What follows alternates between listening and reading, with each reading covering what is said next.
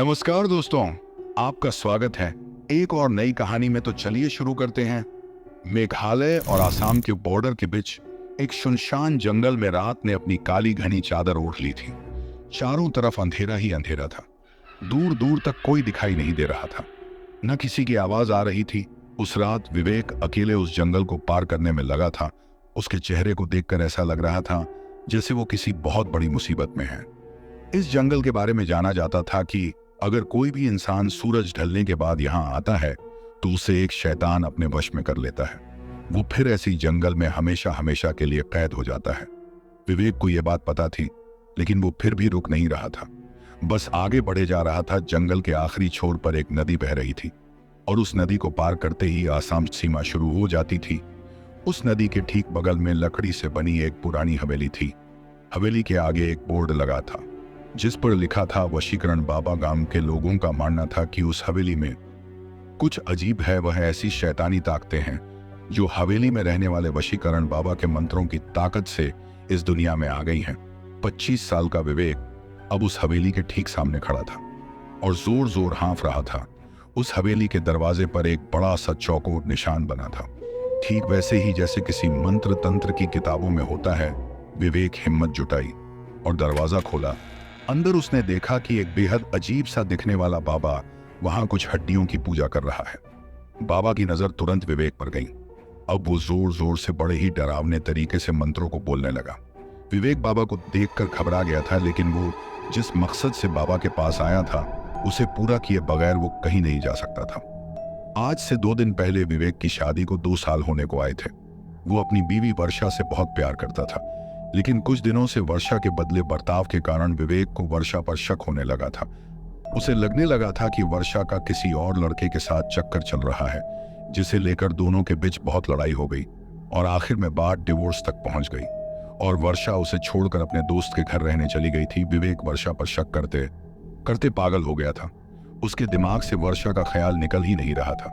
सोते जागते वो बस वर्षा के बारे में ही सोचता रहता। एक दिन वो बस से ट्रेवल कर रहा था तो उसकी नजर सीट पर लगे एक स्टिकर पर गई जिस पे लिखा था, सिर्फ 1 घंटे में खोए हुए प्यार को वापस पाएं। और इसी के साथ नीचे एक पता भी लिखा था। विवेक अब उसी पते पर पहुंच चुका था। वशीकरण बाबा के पास। बाबा के मंत्रों की आवाज अब धीमी हो गई थी, पर अंदर एक गहरा सन्नाटा था। बाबा ने बिना विवेक की तरफ देखे उससे उसके आने का कारण पूछ लिया। विवेक ने उस बाबा को सब कुछ बता दिया। बाबा ने विवेक की बातें सुनकर एक हल्की सी मुस्कुराहट के साथ उसे एक लाल कपड़ा दिया और कहा कि इसे धारण करके रोज रात वर्षा की फोटो देखकर विवेक को यह मंत्र पढ़ना है। और धीरे से विवेक के कान में उस बाबा ने एक मंत्र कहा। इस मंत्र को पढ़ने के बाद वो बाबा फिर से अपनी पूजा में लग गया।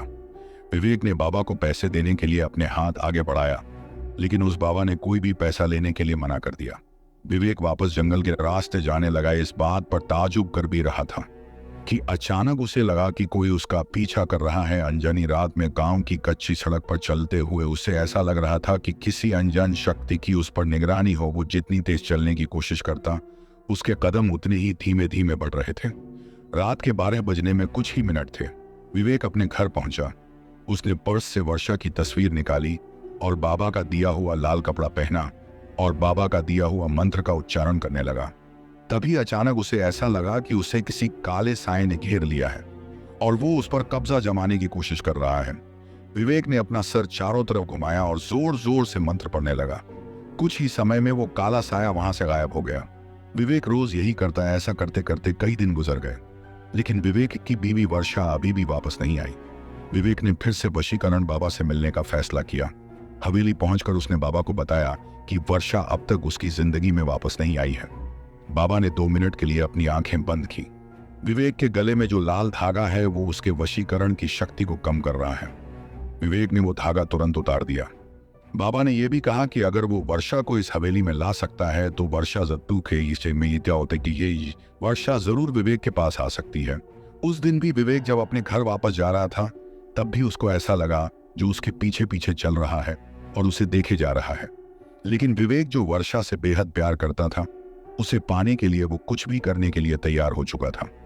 अगले दिन विवेक ने वर्षा को कॉल किया और माफी मांगने के बहाने उसी जंगल के पास शाम को मिलने के लिए बुलाया। वर्षा ने कुछ पल सोचा और फिर मान गई। दोनों आज बहुत दिनों बाद मिल रहे थे। बात करते करते विवेक वर्षा को हवेली के पास ले गया। जैसे ही वर्षा हवेली के पास पहुंच उसे एक अजीब सी घुटन महसूस होने लगी थी। उसने विवेक को तुरंत वहां से चलने को कहा, लेकिन विवेक जबरदस्ती उसे हवेली के अंदर ले गया। बाबा ने जैसे ही वर्षा को देखा, उसने विवेक को बाहर जाने को कहा और दरवाजा बंद कर दिया। पूरे 2 घंटे हो चुके थे, लेकिन दरवाजा अभी तक बंद था। विवेक को अब बहुत ज्यादा घबराहट होने लगी थी। कुछ देर बाद दरवाजा अपने आप खुला, लेकिन विवेक ने जैसे ही दरवाजे के उस पार देखा, वो देखकर विवेक के रोंगटे खड़े हो गए। अंदर वर्षा बेहोश पड़ी थी और उसके शरीर के चारों तरफ मोमबत्तियां जल रही थी। वो बाबा वर्षा के शरीर पर तरह तरह के निशान बना रहा था, लेकिन रोंगटे खड़े कर देने वाली बात यह थी कि वर्षा के पास एक बहुत ही भयानक सा काला साया मंडरा रहा था। बाबा ने विवेक को कहा कि अब वर्षा वही करेगी जो विवेक उसे बोलेगा, लेकिन इसके बदले उसे इस काले साए की सारी ख्वाहिश पूरी करनी होगी। विवेक को कुछ समझ नहीं आ रहा था। उसने वर्षा को वहां से चलने के लिए कहा तो वर्षा एक कठपुतली की तरह उठकर खड़ी हो गई। वो एक जिंदा लाश से ज्यादा और कुछ नहीं थी। विवेक वर्षा की ऐसी हालत देखकर पूरी तरह दहल गया था। उसने बाबा से गुस्से में कहा, वो वर्षा को पहले जैसा बना दे। लेकिन तभी काले साए ने विवेक को पीछे से धक्का दे दिया। वो काला साया बाबा में समा गया। उस बाबा का रूप एक भयानक आत्मा में बदलने लगा था। उस बाबा के चेहरे का रंग नीला पड़ गया और आंखें पूरी सफेद हो गईं और जोर जोर से हंसने लगा। उस बाबा ने अपने भयानक रूप में बोला कि वो कोई मामूली इंसान नहीं है, बल्कि वो एक शैतान का साया है जो इस जंगल में न जाने कब से कैद था, और उसने वर्षा की आत्मा चुरा के अपने आप को आजाद कर लिया है और विवेक को हमेशा के लिए अपना गुलाम बना लिया है। ये सब सुनकर विवेक वहां से फौरन भागा, पर वो उस जंगल से निकल ही नहीं पा रहा था। वो जहां से निकलता, कुछ देर बाद वो वापस उस हवेली के सामने ही आ जाता।